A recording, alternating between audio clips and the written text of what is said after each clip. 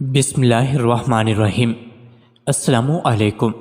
دو نوجوان حضرت سیدنا عمر رضی اللہ عنہ کی محفل میں داخل ہوتے ہی محفل میں بیٹھے، پھر ایک شخص کے سامنے جا کر کھڑے ہو گئے اور اس کی طرف انگلی کر کے کہنے لگے، اے عمر، یہ ہے وہ شخص۔ حضرت عمر رضی اللہ عنہ نے ان سے پوچھا، کیا کیا ہے اس شخص نے؟ وہ کہنے لگے، امیر المؤمنین، اس نے ہمارے باپ کو قتل کیا ہے۔ کیا کہہ رہے ہو؟ اس نے تمہارے باپ کو قتل کیا ہے؟ حضرت عمر رضی اللہ عنہ نے پوچھا۔ حضرت عمر نے اس شخص سے مخاطب ہو کر پوچھا، کیا تو نے ان کے باپ کو قتل کیا ہے؟ اس شخص نے کہا کہ ہاں امیر المؤمنین، مجھ سے ان کا باپ قتل ہو گیا ہے۔ حضرت عمر رضی اللہ عنہ نے پوچھا کہ کس طرح قتل کیا ہے؟ اس نے کہا، ان کا باپ اپنے اونٹ سمیت میرے کھیت میں داخل ہو گیا تھا، میں نے منع کیا، وہ باز نہیں آیا تو میں نے اسے ایک پتھر دے مارا جو سیدھا اس کے سر میں لگا اور وہ موقع پر ہی مر گیا۔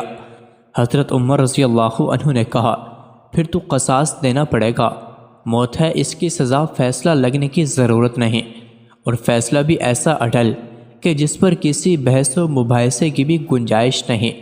اس شخص نے کہا، اے امیر المؤمنین، اس کے نام پر جس کے حکم سے یہ زمین و آسمان قائم کھڑے ہیں، مجھے صحرا میں واپس اپنی بیوی بچوں کے پاس جانے دیجیے تاکہ میں ان کو بتاؤں کہ میں قتل کر دیا جاؤں گا، ان کا اللہ اور میرے سوا کوئی آسرا نہیں ہے، میں اس کے بعد واپس آ جاؤں گا۔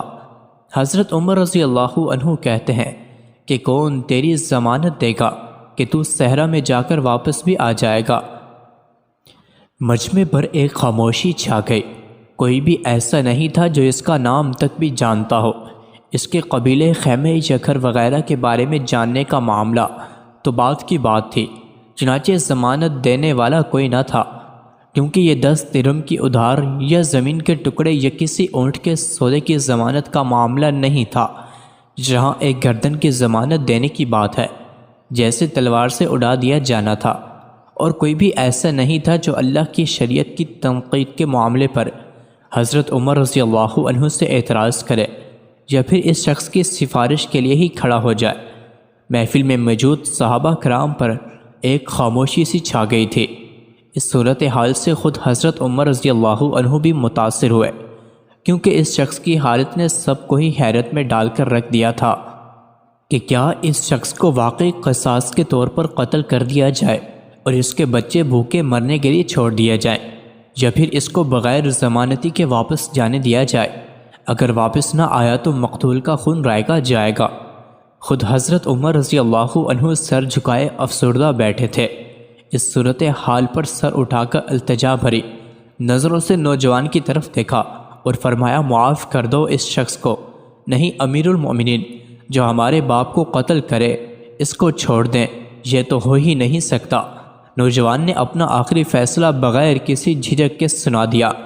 حضرت عمر رضی اللہ عنہ نے ایک بار پھر مجمع کی طرف دیکھ کر بلند آواز سے پوچھا، اے لوگو، کوئی تم میں سے ہے جو اس کی ضمانت دے؟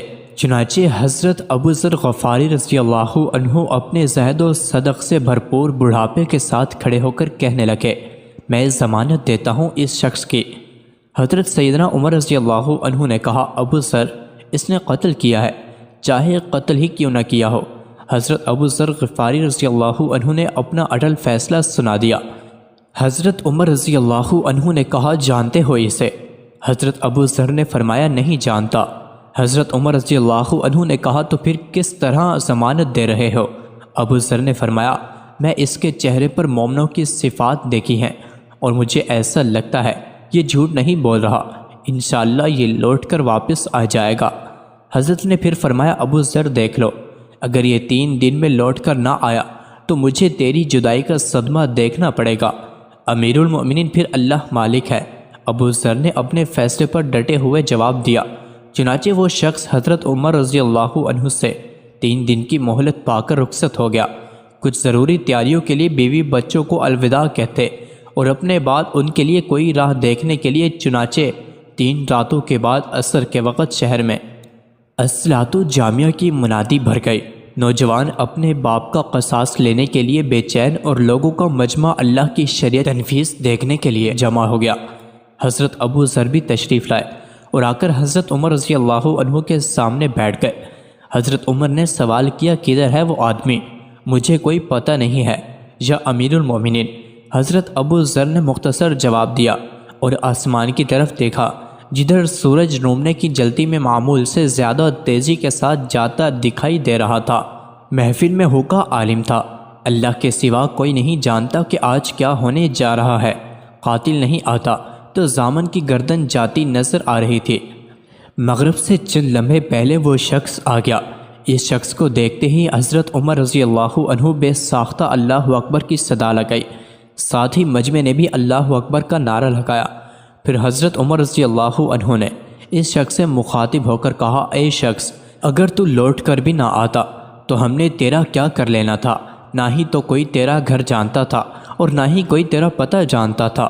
امیر المؤمنین، اللہ کی قسم بات آپ کی نہیں ہے، بات اس ذات کی ہے جو سب ظاہر و پوشیدہ کے بارے میں جانتا ہے۔ دیکھ لیجئے، میں آ گیا ہوں اپنے بچوں کو پرندوں کے چوسوں کی طرح صحرا میں تنہا چھوڑ کر، جدھر نہ درخت کا سایہ ہے اور نہ ہی پانی کا نام و نشان۔ میں قتل کر دیے جانے کے لیے حاضر ہوں۔ مجھے بس یہ ڈر تھا کہ کہیں کوئی یہ نہ کہہ دے کہ اب لوگوں میں سے وعدوں کا ایفا ہی اٹھ گیا ہے۔ حضرت عمر رضی اللہ عنہ نے حضرت ابو ذر غفاری کی طرف رخ کر کے پوچھا، ابو ذر، تو نے کس بنا پر اس کی ضمانت دے دی تھی؟ ابو ذر نے کہا، اے عمر، مجھے اس بات کا ڈر تھا کہیں کوئی یہ نہ کہہ دے کہ اب لوگوں سے خیر ہی اٹھا لی گئی ہے۔ حضرت سیدنا عمر رضی اللہ عنہ نے ایک لمحے کے لیے توقف کیا اور پھر ان دو نوجوانوں سے پوچھا کہ کیا کہتے ہو؟ اب نوجوانوں نے روتے ہوئے جواب دیا، اے امیر المؤمنین، ہم اس کی صداقت کی وجہ سے اسے معاف کرتے ہیں۔ ہمیں اس بات کا ڈر ہے کہ کہیں کوئی یہ نہ کہہ دے کہ اب لوگوں میں سے عفو اور درگزر ہی اٹھا لیا گیا ہے۔ حضرت سیدنا عمر اللہ اکبر پکار اٹھے اور آنسو ان کی داڑھی کو تر کرتے ہوئے نیچے گر رہے تھے۔